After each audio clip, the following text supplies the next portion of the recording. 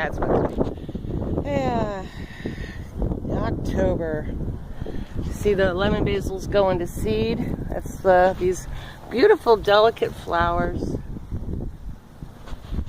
A bit windy. Actually had a cool spell yesterday, and it's nice today, though they say it won't last. The day before that, it was 95 degrees.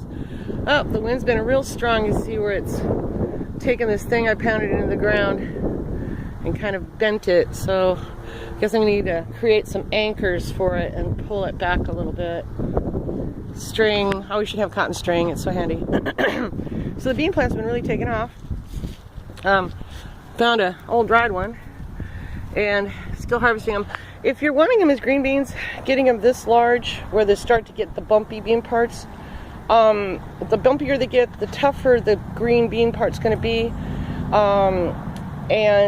And you might as well just pull it off and let it dry and harvest the beans inside to make a soup or, you know, frijoles, whatever. So the tenderer ones, I've been trying to pick them when they're about so big. And this is still good, this diameter.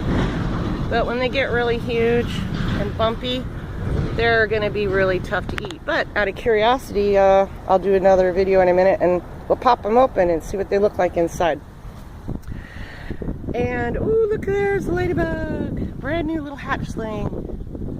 It's kind of windy to see it, this shining little red guy. Now, here's a revelation about my okra. I did not know. As you can see, here's a new little baby okra sprout going on here. And getting more. The more you pick them, the more they grow. If you don't pick them, they stagnate, evidently. And I was looking at these okras on the vine going, gee, I wonder, sorry, I'm turning the camera. Gee, I'm wondering when they're gonna turn green. Well, it turns out there's a variety of okra called red okra. Now, after you cook it, it turns green, interestingly enough. But if you let it grow too long, okra gets too woody and hard to eat. But, and I found out with okra, don't put water on it or rinse it until right before you want to cook it, because something about the skin of the okra and the water, or just the flesh of the okra on the inside, gets slimy. So I always wondered why okra is always slimy. Now I know. So how to prevent slimy okra. So I read this, and then yesterday it was raining, and I just didn't feel up to coming out. So getting harvested these guys, gonna see what I can do with them. And now I know that I'll just let this little guy get about 4 inches long and about no bigger than my thumb in diameter, and it should be all tasty. I think the longer and bigger they get, the woodier they're going to be. Also, they start to turn pale.